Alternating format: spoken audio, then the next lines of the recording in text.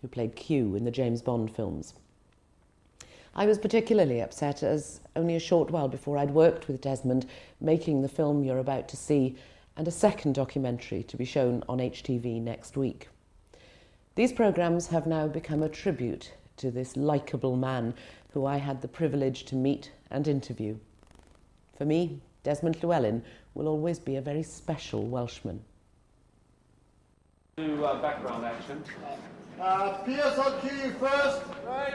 Okay, and action! Well, that went very well, and we're on schedule. Now, look, the next one is this interview for HTV, and because it's HTV, obviously they'll want to talk to you about your background in Wales, growing up in Wales, so which I know you like to talk about anyway. Nicola Haywood-Thomas is going to be doing the interview, and she's a big fan of yours.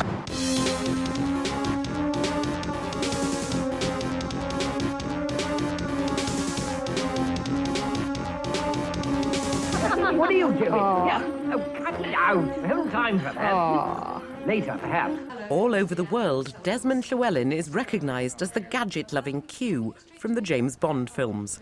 He's appeared in 17 Bond adventures, and the toffee-nosed public school-educated Q has become a piece of British cinema tradition. But not many people know that Desmond's not English at all. Actually, he's Welsh. And that's why I wanted to find out more about him. We also followed Desmond onto the set of The World Is Not Enough. Desmond is in his 80s, 20 years older than the age when most people retire. Some of the Bond team remember him from the beginning. Although I wasn't working on the films, I was, it's been a family business, and I was a student at the time, and I used to come home on holidays and visit the sets. So I probably met him from Russia with Love. We're issuing this to all 00 personnel. But the Q we see here might have been very different if director Terence Young had had his way. He sort of thought it'd be a good idea to have me as a Welshman, because when I went to rehearse, he said, "How are you going to play this?" And I said, "Well, he's an ordinary civil servant." He said, "No, I want you to play him as a Welshman." Well, I said, "Well, it wouldn't work." I said, "All right, Terence, is this what you want? This lovely case I got here, I just press a button and out come the knife." And he said, no, you're quite right. So I played him as a toffee-nosed Englishman ever since. Hello. Hi. How are you, Stella? But I wanted to know if he still felt strongly about his roots. Desmond, do you still think of yourself as Welsh? Well, I'm not completely Welsh, but I mean, I feel Welsh. My Llewelyn side, I mean, they come from Aberdare, and I've always felt myself Welsh. Wales is close to Desmond's heart, and he often uses rugby internationals as an excuse for a visit. Desmond was born in 1914. His family were well off. He grew up with nurseries, nannies and servants at Blaenau Pant, just north of Newport.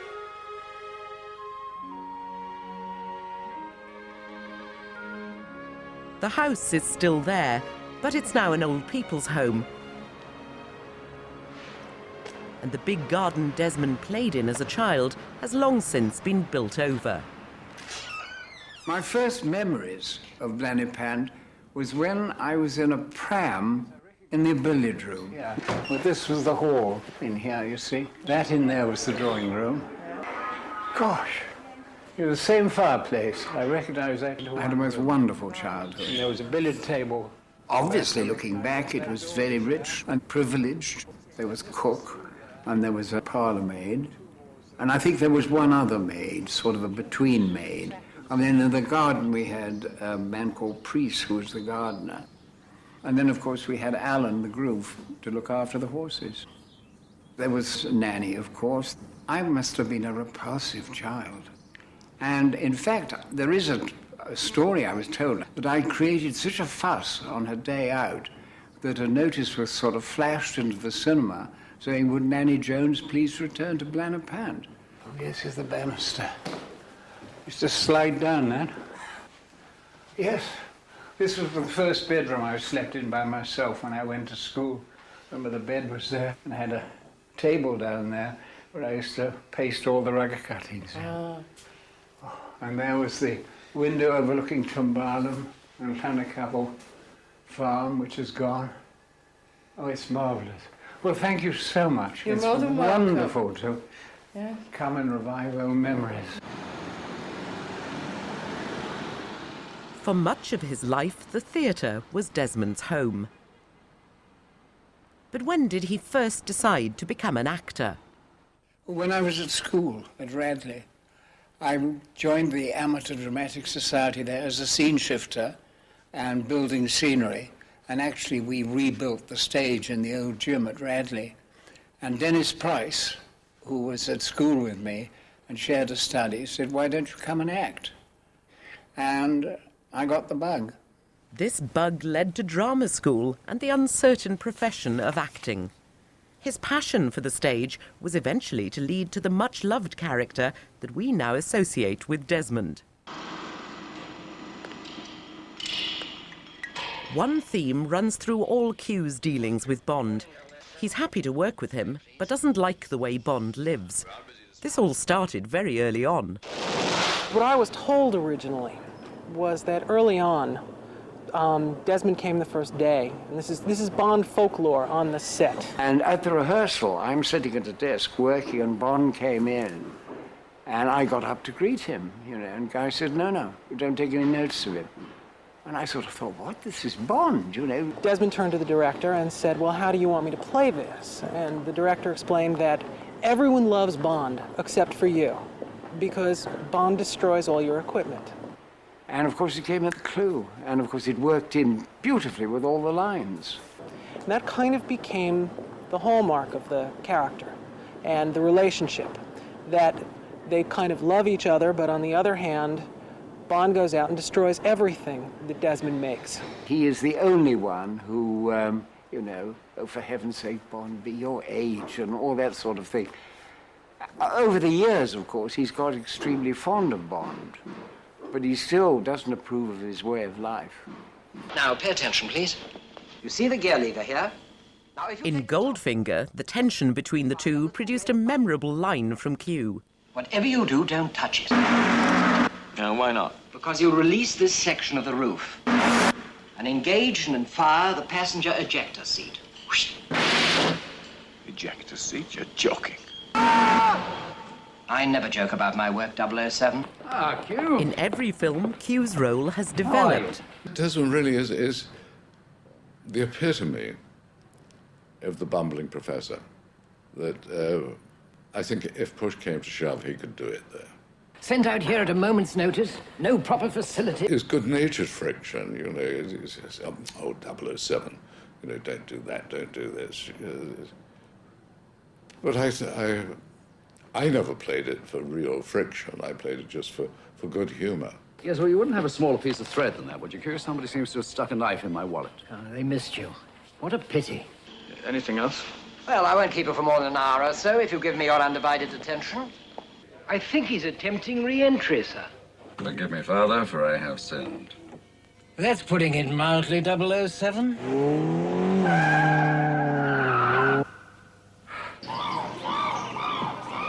Oh, grow up, 007.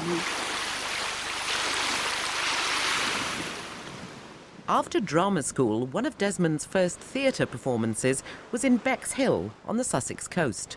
Delaware Pavilion. Gosh, what memories that brings back. I first came here to the Repertory Company in 1937. It was a weekly rep, and it was here that I met my wife. Desmond and Pamela were married in 1938. In 1965, they returned to live in Bexhill when Pamela inherited her great-uncle's house. There's Linkwell. It was built about 1820. Ah, and there is a portrait of great-uncle Richard, my wife's great-uncle, who built this house. And now a portrait that, well, I suppose I better show you. I don't like showing it. And that actually was painted at Leinapant. I don't know how old I was. I think it's terrifying, but my sons love it. So as a young actor, you were in rep around the country. Were those good years? Oh, wonderful. They really were. One didn't realise quite what hard work it was and how horrified the actors of today are. You know, when they sort of realised that in the first year I'd done 40 plays and that one did a new play every week. But they were wonderful days, they really were. The South Wales coast has a special place in Desmond's heart. He spent childhood holidays here at Ogmore by Sea, and his mother moved here after his father died.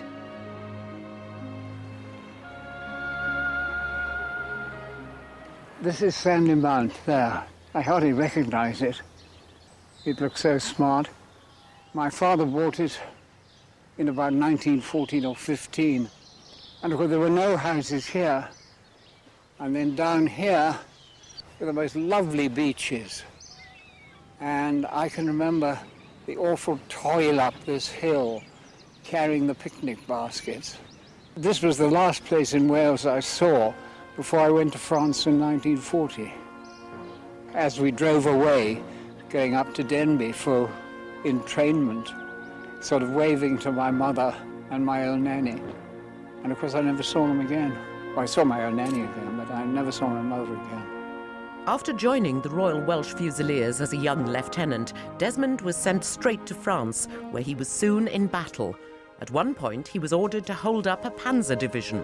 We were up in a barn and a tank came and in front. And we had this thing called the boys' anti-tank rifle.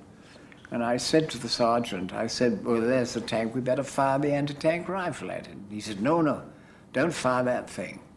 And I sort of said, well, why not? He said, don't fire it. And I said, nonsense. And I took it and I fired it. Well, the recoil sort of sent me absolutely arse over tip at the back.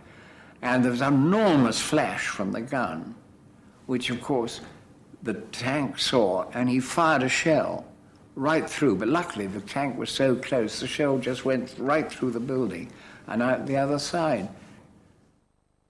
Desmond was forced to surrender and began 5 long years as a prisoner of war. His acting skills were put to good use in prison camp plays.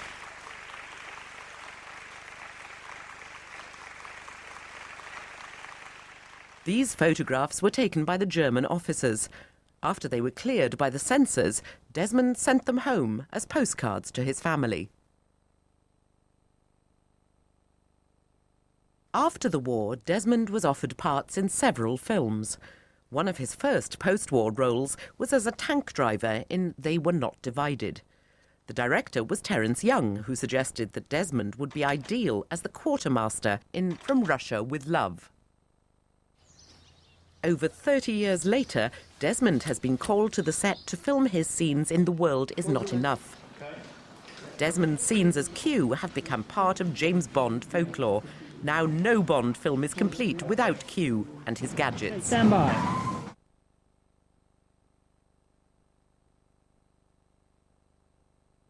There's so many elements in a Bond movie that people love. People love the opening stunts, they love the opening credits, but I think the one that's loved above all are the scenes between Q and Bond.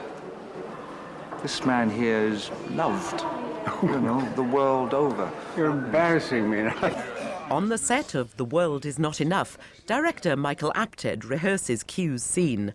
It's his first Bond film, but he's worked with Desmond before. We think it was sort of 70, 71, and so our career together has now spanned nearly 30 years, which is a chilling thought. And he was always just very supportive and terrific to have around. So when he was on this and I was on this, it was heaven. Now Desmond doesn't want to have to handle that much material because he's done enough, I think. So now we've brought in an assistant so we can kind of build a relationship between the two of them. In his role as R, John Cleese will share the task of learning all that high-tech gobbledygook. I don't understand a word, and I was absolutely thrilled yesterday because, as you know, I got John Cleese as my assistant, and he had to say all the gibberish that I usually have to say. He was describing the car, and he was going mad. I was absolutely thrilled that I hadn't got to say those lines. Desmond's difficulty with technical lines became a great source of fun for the third James Bond, Roger Moore. I thought, I know, we'll have some new dialogue here. I'd get off with the script girl and sort of dictate even worse gobbledygook than he had already. And in my close-ups, he'd be sort of looking at me much to say, "You're not going to get this, are you, old boy?" And then sometimes he'd put up an idiot board with bollocks written on it. Actually, Desmond is only 23 years of age. He looks a little older because of what we did to him. Unlike his screen character, Desmond is completely lost with anything technical. Oh, absolutely hopeless. I wouldn't know a computer that got up and bit me. I think it works out as something like 30 minutes of you on screen in all the Bond films, and yet everybody around the world knows Q. Do you get a lot of recognition wherever you go? Oh, it's fascinating. The thing that really pleases me more than anything else is that I'm called Desmond Llewelyn. I mean, all right, I was at Cardiff Arms Park the other day, and I mean, there were quite a lot of people shouting, "Hiya, Q," but on the whole, anybody who came up and talked to me, they always called me Llewelyn, you see, which is extremely nice. Desmond is recognised wherever he goes. Even on a visit to one of his childhood haunts in Newport, Desmond can't escape his celebrity status. Thank you very much.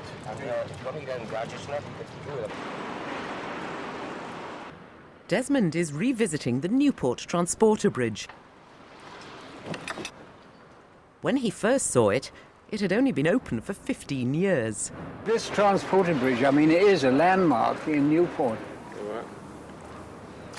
Now he's about to fulfill a childhood ambition, to be the driver and send the platform across the river. To the west.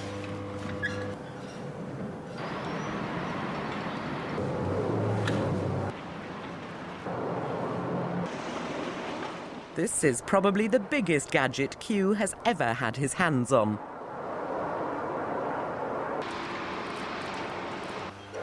There you are. It's so simple. What do you think? You've got no way of telling how it's across the other side of the river. So what is, you've got an old oily rag on the cable. Yeah. And when it's in line with that plank, you know it's across the west side of the bank. Good. All the signs we've got this day and age is still an old oily rag. Isn't that wonderful? Desmond's life as Q means spending a great deal of time travelling, promoting the Bond films. Even though he's in his 80s, Desmond drives himself as hard as ever. In London's West End, he's reunited with an old friend, the original Aston Martin DB5 from Goldfinger. They're both here to promote the opening of the new James Bond simulator ride, where Desmond is the star guest. Once people know Q is in town, they flock to see him, and the car, of course. Hello, Desmond. This unassuming man is so well known that there's now even a Desmond biography. All round the world, Q is given cult status. Has this brought riches for Desmond? You see, Q is only a small part, so I don't get these millions of pounds. I'm paid extremely well for what I do, but it's only 2 or 3 days every 2 years. I don't sort of drive around in limousines and things like that because I can't afford it. So I go on the bus and I go on the tube and in the train, and as long as I avoid the 4:30 train from Bexhill, which is full of school children who are not reticent, I spend the whole time from Bexhill to Eastbourne or wherever they get off signing autographs. The Bond films are as popular as ever. This is an appeal that crosses generations and goes on from one generation to another. Why? Fantasy. Pure fantasy. Everything is bigger and larger than life. You're sitting there looking at this wonderful life. Ian Fleming was asked what constitutes a good thriller, and he said to any adventure story, add all the advantages of expensive living. Desmond gets a glimpse of expensive living when he's on the road promoting the films. The launch of The World Is Not Enough in Wales gave him a chance to return to the land of his fathers. God, this is fantastic. Desmond's family went from being miners and publicans to mine owners and managers, and he doesn't know how or why. They covered up their past as they rose up the social ladder.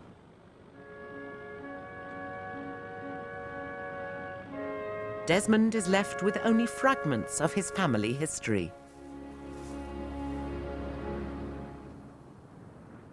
Well, we're overlooking Aberdare, which is down there, and Cumbach is over there. And this is where, as far as I can make out, my great-grandfather came from. And he was landlord of the Dyffryn Arms at Cumbach and was killed in a pit explosion at Lletyshenkin. I think he's buried somewhere up here, but I've never been able to find anything about him. But how my grandfather became a coal owner, High Sheriff of Monmouthshire, and left a fortune. How did he do it? God, I'd love to know. Desmond wanted to find out whether anything of Lletyshenkin colliery remains today. While visiting the site of the mine, he found a local family who knew it well. Lletyshenkin colliery, that's right. That's where my great-grandfather was killed. I've got an account of accidents, and I think this was a very dangerous pit. It was. Can you tell me something about this? Yes, I can. Come around, that's right. Now, you see the tops here, the houses? Yes. Well, I was born there, you see. Were you really? Yeah, there were six houses there. Yeah. 6 houses. The back gardens, look. Does anything exist of this colliery at all? Well, the only remaining buildings are the ones you see here. My father's house and the house next door. The colliery has been demolished, you see, and recapped. Yeah. So I can show you the location. It was a nostalgic moment for Desmond as he stood at the site of the mine where his great-grandfather died. Only a few stones now mark where the pithead once was. With this Welsh Valleys connection, what about the language? Are you interested in the Welsh language? Oh, I tried to learn it when I was a prisoner of war, but I'm hopeless. And the reason is because I haven't got any rhythm. And yet you are very Welsh. You feel that there's that core of Welshness within yourself. Oh, very. I bet, though, if you go to America or somewhere else in Europe, they refer to you as English actor Desmond Llewelyn. Well, not awful. I mean, I was corrected straight away. And on anything, I will not put British, I put Welsh. You say you can't go on forever. You're giving a pretty good impression of that at the moment, Desmond. Oh, well, that's very kind of you to say so, but no, as I always say, you know, I mean, I want to go on as long as the producers want me and the Almighty doesn't. Would there be a point at which you'd say, I really don't think that I should be considered for the next film? Well, I'm very conceited to say no. But I mean, as long as one could reasonably carry on, I hope to go on.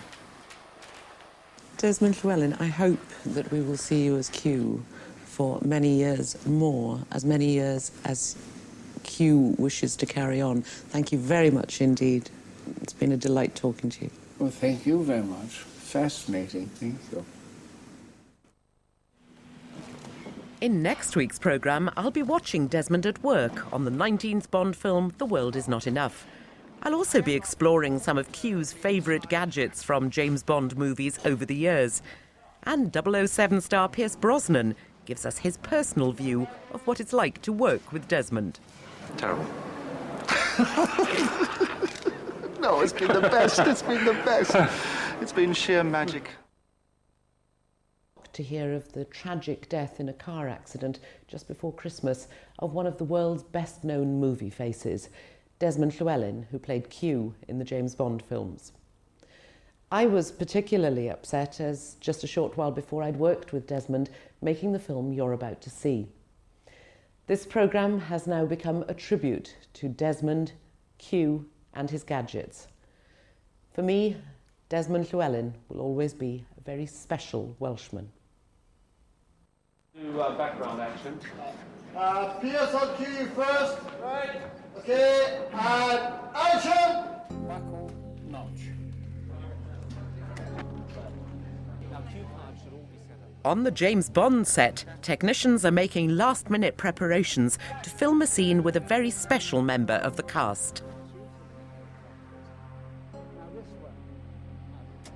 Is it a jet? In his mid-80s, and with a 60-year film career under his belt, Desmond Llewelyn has appeared in almost every James Bond film. In this programme, we go behind the scenes on the James Bond set to watch the world-famous actor at work. We also revisit James Bond films from the early 60s to the present day to find out the secret that makes Q and his gadgets such a cinema success. Right, now pay attention, 007. First, your new car.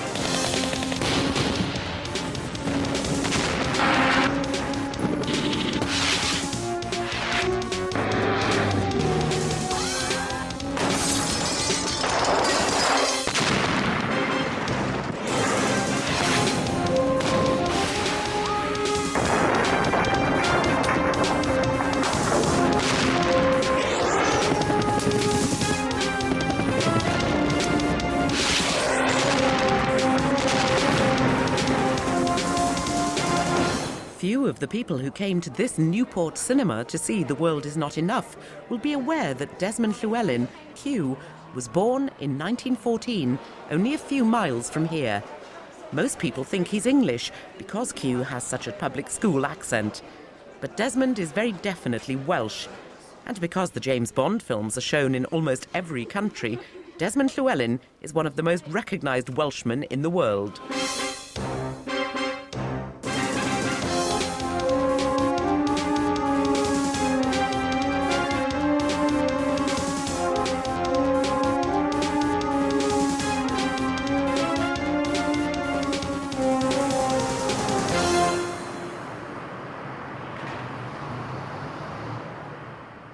After breakfast at his club, Desmond Llewelyn is driven to Pinewood Studios to film his scenes in The World Is Not Enough. His first film was From Russia with Love in 1963. Since then, he's become a cinema legend. It's incredible when sort of people say, you know, you're making cinema history or whatever it is. Well, of course, Bond is cinema history now, so I suppose anybody who's been connected with Bond is sort of part of history. Q may now be a movie icon, but his scenes add up to less than 35 minutes screen time. I feel this is also frightfully embarrassing, really. I mean, here I'm arriving with a bloody film crew in the sort of the heart of English film world. Hello, my son, Justin Llewelyn, may be coming in. Can you let him in? Okay, sir. Thank you very much. In The World Is Not Enough, Desmond will again be working with 007 star Pierce Brosnan. Pay attention, 007. What does Pierce think about working with Desmond? Terrible. No, it's been the best. It's been the best. It's been sheer magic. Sheer and utter magic, yes. Really? James Bond came to life when I met him. Truly, really. I mean, because I was a boy when I saw my first James Bond movie. It was Goldfinger. And I certainly didn't want to be James Bond or any of the baddies or anything like this, but, you know, the part of Q and Desmond's presence in the film captured my imagination.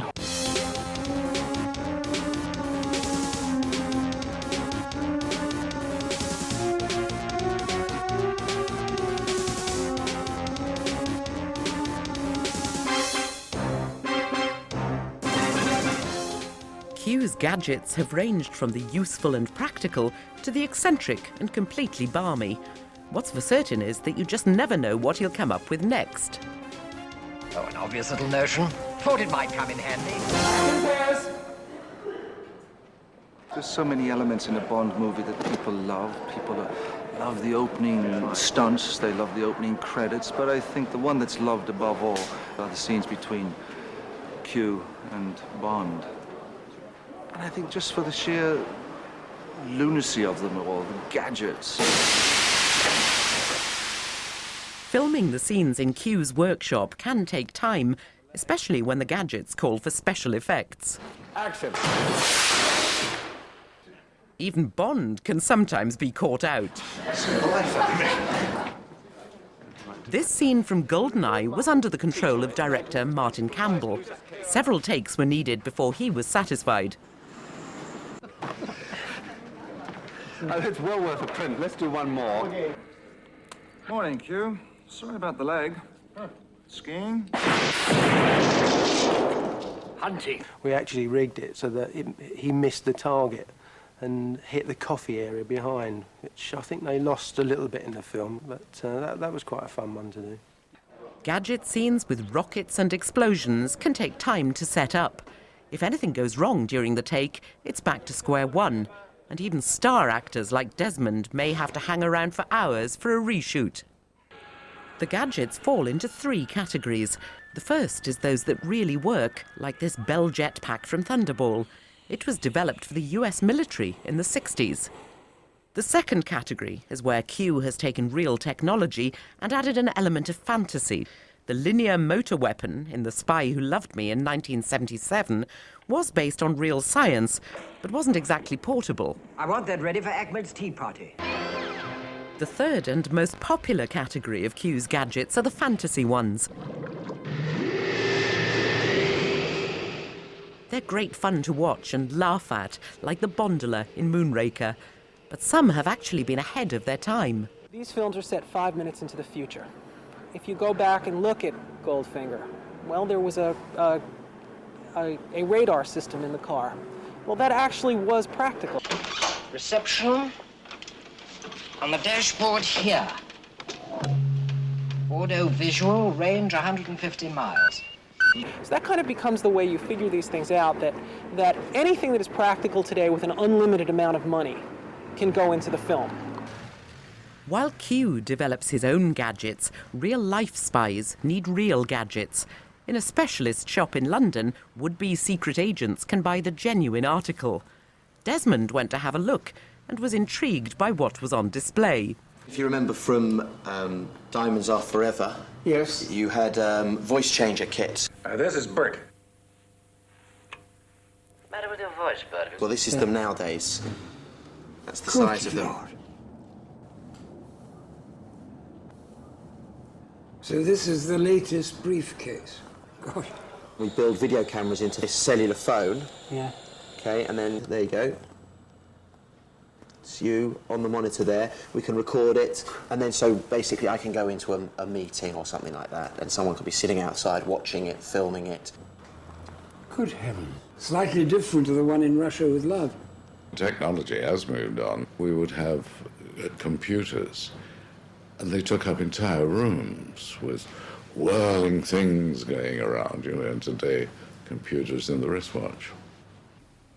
The march of technology can be seen in Live and Let Die. In 1973, this bug detector was state-of-the-art. In all the earlier films, I seem to remember him searching hotel rooms for bugs and transmitters. That's right, before yeah. he'd have any sort of conversation in them. Well, this one here has one built in. It detects all transmitters, and what it does is you sweep around the room like that, and it'll vibrate in your hand if it picks up a transmission. So he can also actually just keep it in his pocket if he goes to a meeting that he thinks is being bugged. It'll vibrate in his pocket and he'll know without anyone else knowing. But some of Q's gadgets look so real that even the experts are fooled. In 1965, the British military thought they'd witnessed a breakthrough. If you remember, Bond had this, the underwater breathing apparatus. I was sitting in the office one day and the telephone went, and a fellow said, "Good morning, this is Major so-and-so from the Royal Engineers." He said, "I wonder if you know anything about the James Bond film." I said, "Yes, I do, quite well." So he said, "Tell me," he said, "we're very interested in your miniaturized underwater breathing apparatus." He said, "Could you tell me, how long you could stay under water with it?" Short periods only, of course, say about 4 minutes. So I said, "Yeah, I can tell you exactly." He said, "Well, great, I can imagine getting really excited." So he said, "Well, how long was it?" So I said, "As long as you can hold your breath." And I can imagine this poor fella going white. He said, "What do you mean?" He said, "Bond was underwater for 3 or 4 minutes." I said, "Yeah, but that's the skill of the editor."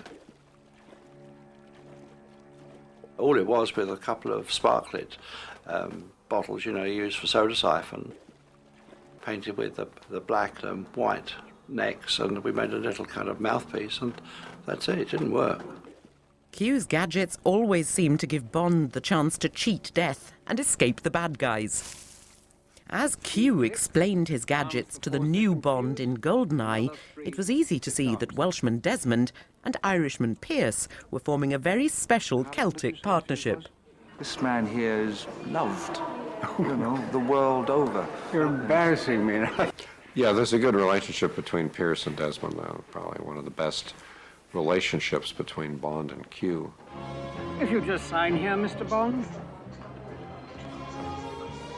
There was chemistry between the two of them immediately. And then you saw that chemistry build in Tomorrow Never Dies. It's the insurance damage waiver for your beautiful new car. It's watching Desmond as Q do the slow burn is what I liked so much about it and what Desmond did so wonderfully. Will you need collision coverage? Yes. Fire? Probably. Property destruction? Definitely. Personal injury? I hope not, but accidents do happen. They frequently do with you. Pierce has a very Celtic take on it all. A great fondness and love, I know that, on my behalf, and I've felt it from Desmond as well, but I've always seen kind of the role of Q as Merlin and Arthur. Call me nuts, but there you go. Please try and return some of this. Do please try and return some of this equipment in pristine order. Don't touch that. It's my lunch. Desmond and I are very good. We know our lines.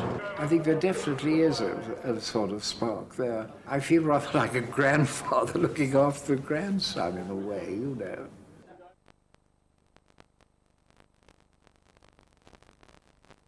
Desmond Llewelyn at Pinewood. This is his first Bond film, and he knows that he must deliver what the audience expects. One of the challenging things of coming to do this film is there are certain elements about it you just have to deliver. You have to deliver good action, you have to deliver gadgets, you have to deliver beautiful women. That's that. And if you don't deliver that, then you've failed. Good turning. But how long can Q keep delivering the goods? Desmond's all too aware of his advancing years. I'm much too old to be Q, but thank God, they've kept me on.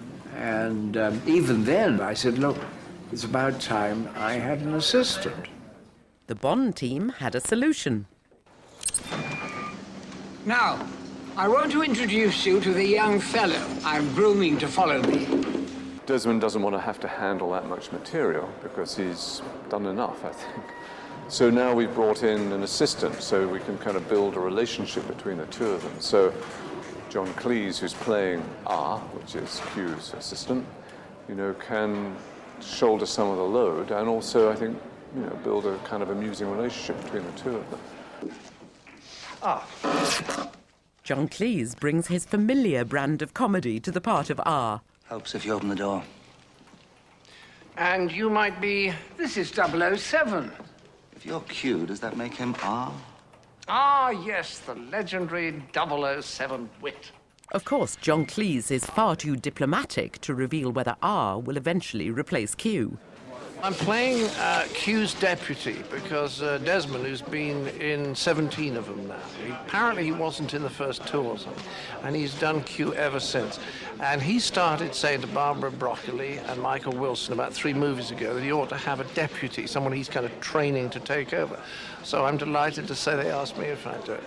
Titanium armor, a multitasking heads-up display, and 6 beverage cup holders. All in all, rather stocked. Fully loaded, I think is the term. I think. You're not here to think. You're here to do what I tell you. After 17 Bond films and hundreds of Q gadgets, Desmond wanted to be reminded of some of his favourites, starting with that famous gyrocopter from You Only Live Twice, Little Nelly. I didn't know what the hell Little Nelly was. I had no idea. And the first time I heard of it was we were lunching at an aerodrome, and suddenly this noise appeared. And I thought, my God, these Japs are pretty thorough. Fancy mowing the lawn on a Sunday. And somebody said, oh, there's little Nellie arriving. Q always seems to come up with something to fire the imagination. To my astonishment, I found it was this tiny little plane. And of course, it really does work. It was invented by Ken Wallace of the RAF. This can only be for children. Right, now pay attention. Flame guns, 2 of them. Firing astern. Aerial mines. Use them only when directly above target. 2 machine guns, fixed. 2 rocket launchers. These fire heat-seeking air-to-air missiles. That's about the lot, I think. Boats designed by Q have outrun and outgunned the enemy in spectacular Bond chases, but they always get destroyed, much to Q's annoyance. In The World Is Not Enough, there's one boat Q doesn't want Bond to wreck. He may have destroyed all the other gadgets that I've made, but they're government property. But this time he's actually destroyed one of my boats, the boat that I was building, my fishing boat, for my retirement, and he's wrecked it. So that really does make me mad. Unlike anyone else's retirement boat, this one just happens to be packed with gadgets. It stars in the amazing chase down the Thames in London. For this one action sequence, 14 identical copies of Q's boat were made. We have to have a lot of boats because we physically can't get all the mechanics in one boat. You know, you've got boats that have rockets and guns coming out of. You've got other boats that are specially designed for jumping and have special reinforcement. You've got other boats which are, you know, fired from big air cannons. I mean, the other point is that we do tend to damage a lot of them when we're doing some of these. And you always have to have, obviously, a backup, because once we're out on the river, if something goes wrong, or engine goes, or something like this, you want one that you can immediately go to.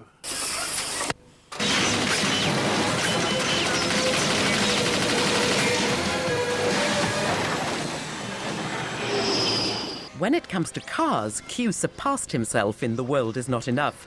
This car is certainly well equipped. Every gadget in the car had to be specially designed. Q thinks of everything, and even if the car's more or less destroyed, systems will still work. And these pads here are for him to manipulate. In here we have, it's a little screen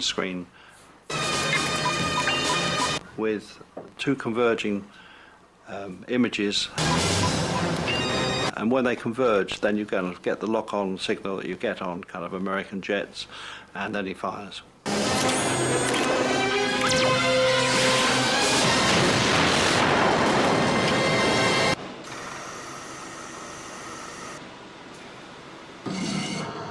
That's the one thing they do love in Bond films, and that is car crashes.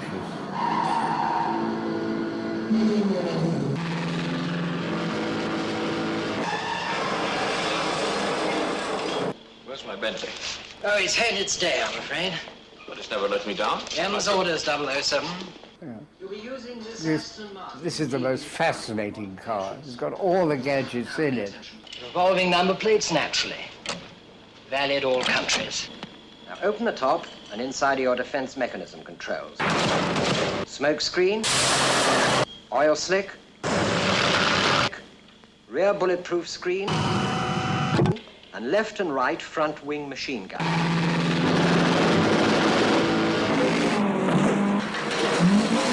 So there we really do have a car that can go underwater.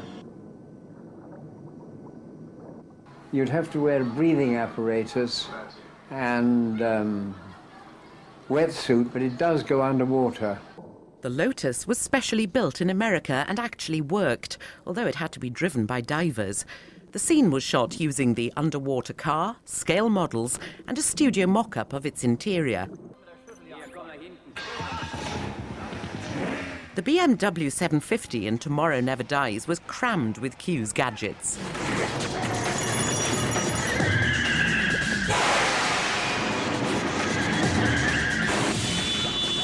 I don't know how many cars they actually wrecked, but quite a few.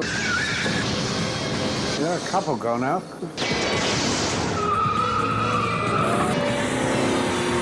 But who decides which gadgets will be included? When I wrote the scene, we knew the car would be remotely driven.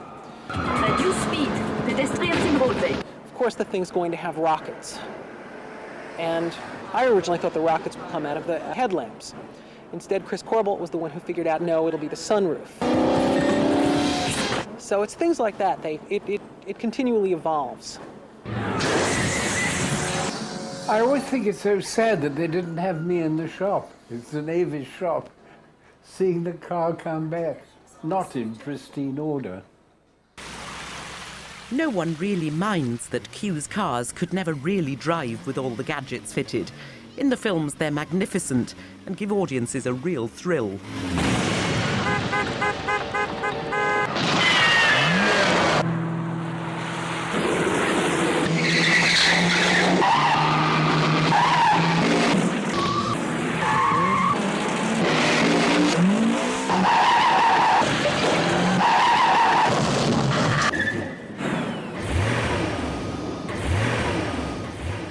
Think we understand each other? Grow up, 007. But what do Welsh filmgoers know and think about Desmond? Desmond Llewelyn, yeah, he's in his 80s, I think. He's been in a lot of films. There's been a lot of hype with this film that he's from Wales, all the big with the Welsh Assembly and everything, saying he's from Wales, but I don't know much more. I didn't know he was a Welshman. Doesn't sound very Welsh. Yes, I would have said before I'd sort of seen him doing interviews that he was English. Very good English accent. Much better than I can do. And when the Bonds have changed and M's changed and everybody else has changed, he sort of stayed there and stayed the same.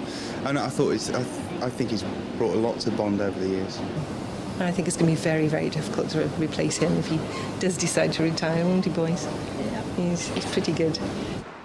Now as much a part of Newport's heritage as its transporter bridge, there's no doubt that the audience still want Desmond to carry on. After more than 35 years, Desmond Llewelyn is Q. So will he outlast the 5th Bond? Possibly. Possibly. That's up to the Almighty. Oh dear, that is up to the Almighty. Yes, well, so far so good. I must say I've enjoyed them enormously, and this one in particular. Fine. And I must say, it's wonderful working with him, a fellow Celt, you see. Yes.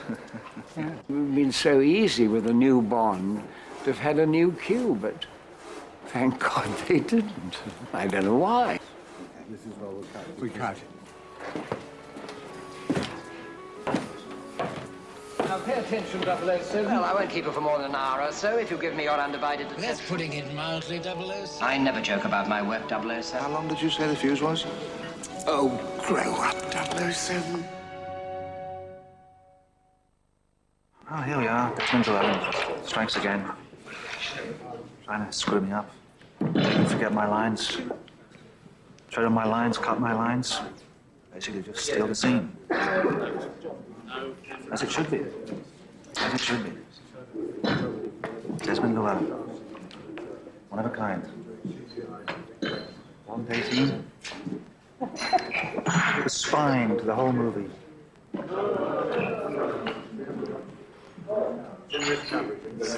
My hero. Desmond. Right, Don,